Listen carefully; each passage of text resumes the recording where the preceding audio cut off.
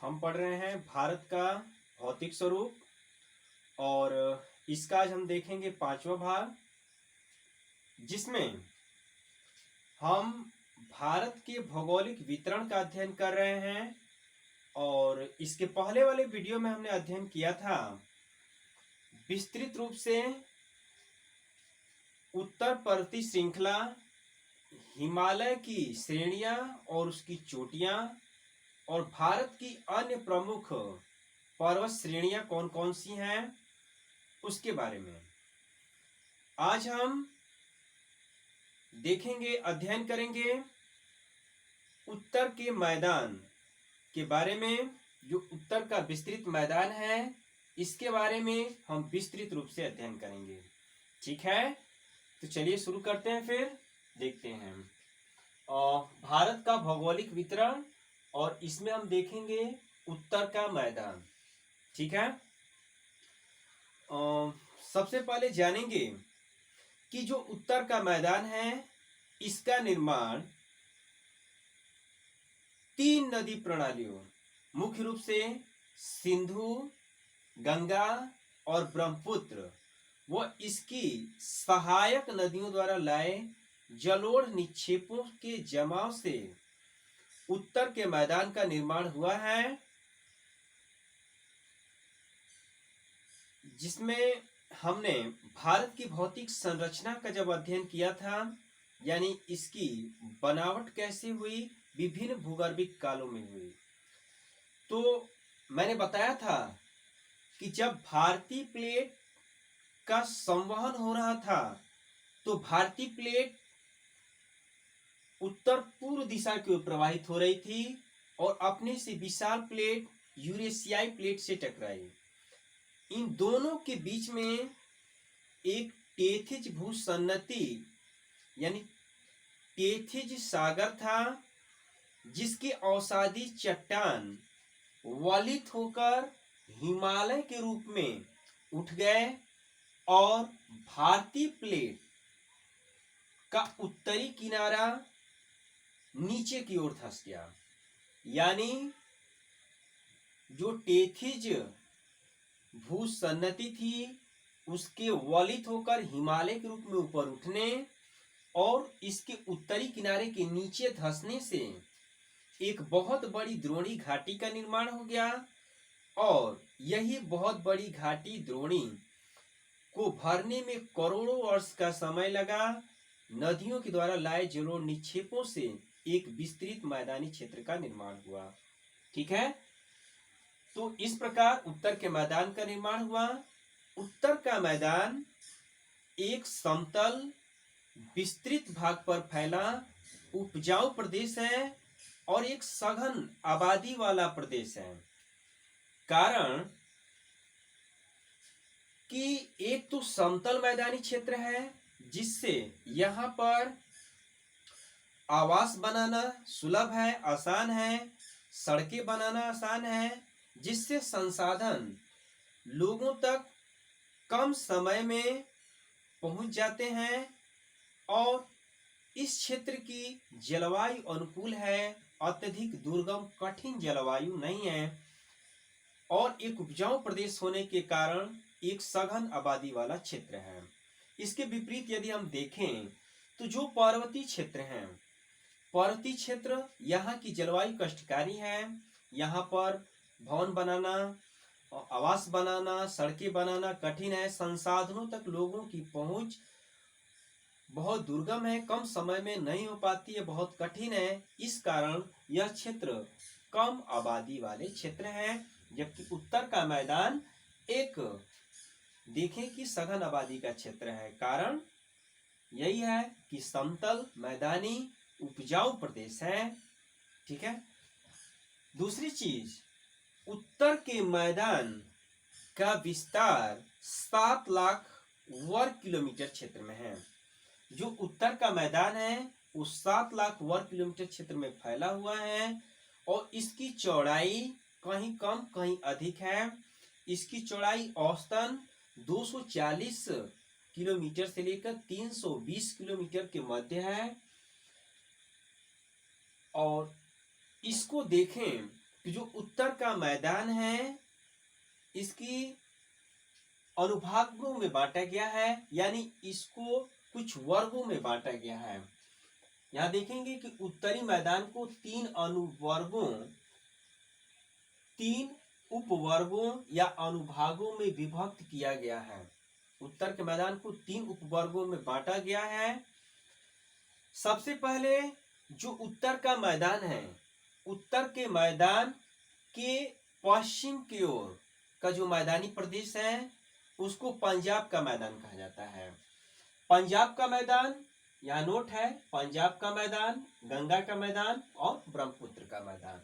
तो जो पंजाब का मैदान है इसका विस्तार सिंधु नदी से लेकर सतलुज नदी के मध्य स्थित है, जिसका निर्माण सिंधु और उसकी सहायक नदियों द्वारा लाए जलोढ़ निक्षेपों से हुआ है। इसमें सिंधु की सहायक नदियां झेलम, चिनाब, रावी, ब्यास, सतलुज हैं।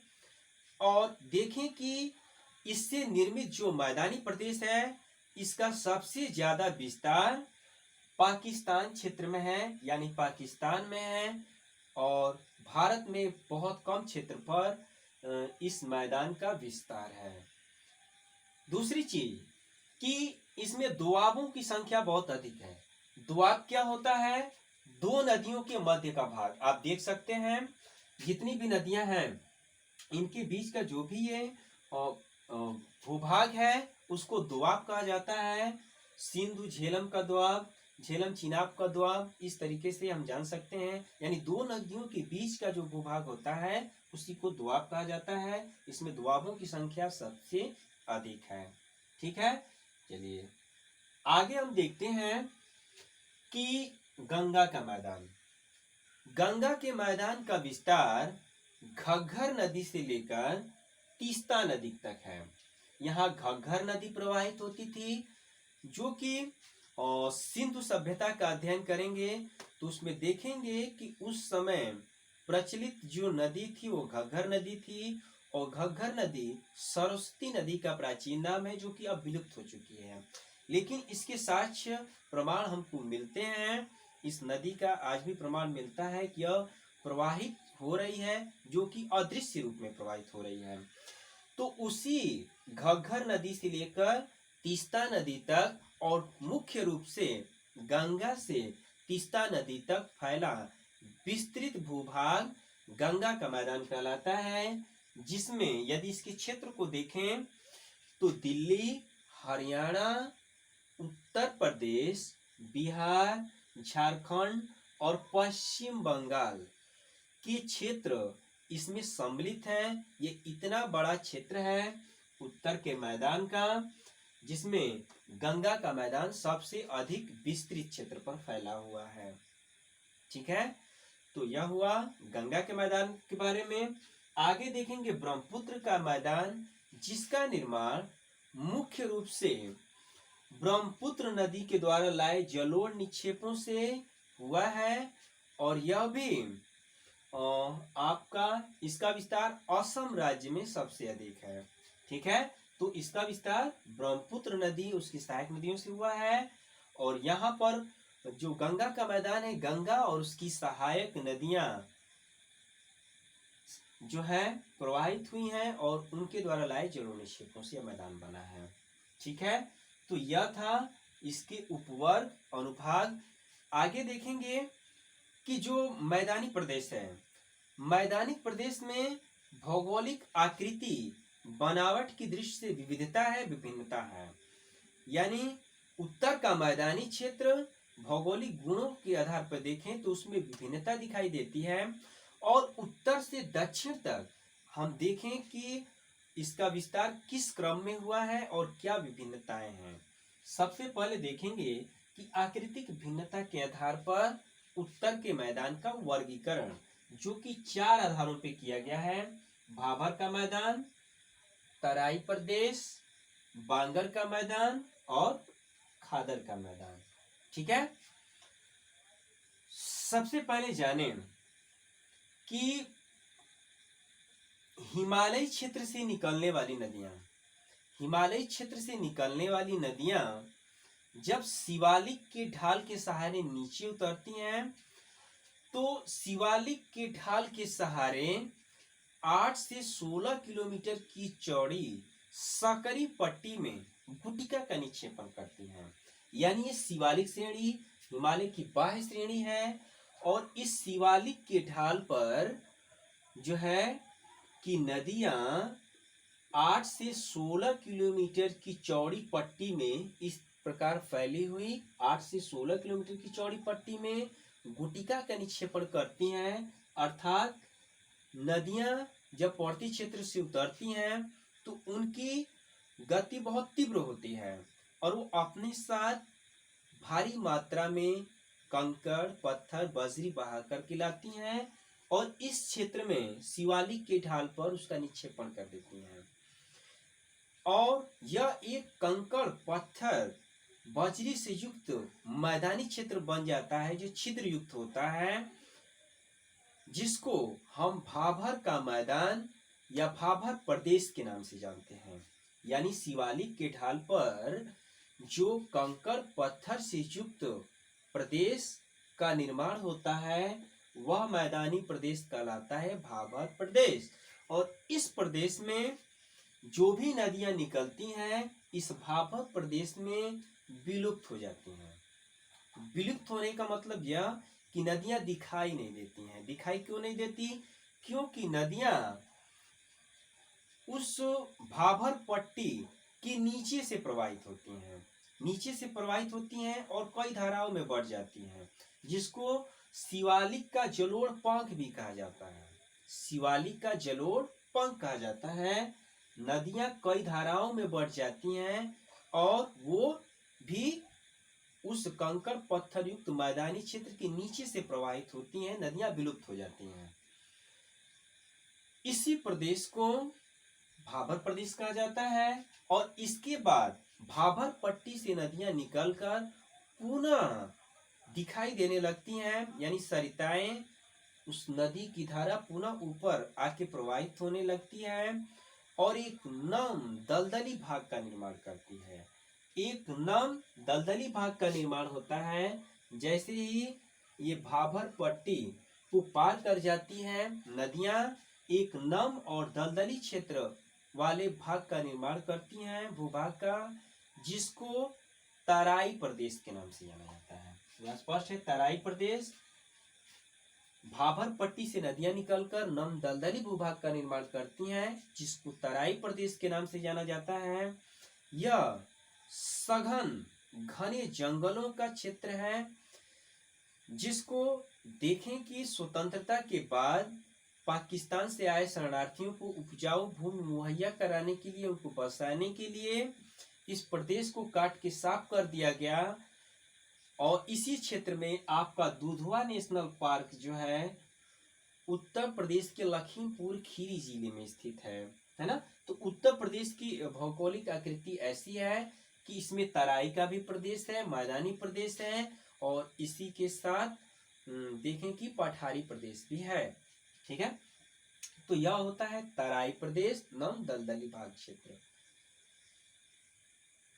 दूसरी चीज कि नदियों के द्वारा जो प्राचीन भूभाग का निर्माण किया गया, नदियों के द्वारा जो विस्तृत भूक्षेत्र का निर्माण किया गया है उत्तर के मैदान का, वह मैदानी प्रदेश पुराने जलोढ़ से बना हुआ है। पुराने जलोढ़ से निर्मित मैदान कहलाता है बांगर का मैदान। पुराने जलोढ़ से निर्मित मैदान कहलाता है बांगर का मैदान। यानी नदियों के द्वारा लाए जलोढ़ निक्षेपों से बना प्राचीनतम प्रदेश, जहां नदियों का जल आज नहीं पहुंच पाता है। सरल सी भाषा में समझेंगे कि जहां पर मान लीजिए नदी प्रवाहित हो रही है ना, ये नदी प्रवाहित हो रही है तो नदियां क्या करती हैं, अपना मार्ग बदलती रहती हैं। नदियों ने मैदानी क्षेत्र का निर्माण किया तो नदियों के द्वारा जिस भी प्रदेश का निर्माण किया गया, जिस भूभाग का निर्माण किया गया, उस भूभाग से अगर नदियां अपना रास्ता बदल ली और वहां पर नदियों का जल नहीं पहुंच पाता है, तो वही प्राचीनतम प्रदेश, पुराना जलोढ़ निर्मित प्रदेश कहलाता है बांगर का मैदान। यानी जहां नदियों का जल प्रत्येक साल नहीं पहुंच पाता है, वह कहलाता है बांगर का मैदान या पुराना जलोढ़ का मैदान। यह अनउपजाऊ प्रदेश है, यानी यहाँ पर यह मृदा ऐसी जो अनउपजाऊ या कम उपजाऊ मृदा है, और इसमें चूनेदार निक्षेप कंकड़ पत्थर की मात्रा अधिक होती है। दूसरा, जहां प्रत्येक वर्ष नदियों के बाढ़ का जल पहुंचता है, यानी नदियों में जब बाढ़ आती है तो उसका जल विस्तृत भूभाग क्षेत्र पर जहां तक पहुंच जाता है, तो वहां पर एक नई मृदा का निक्षेपण हो जाता है।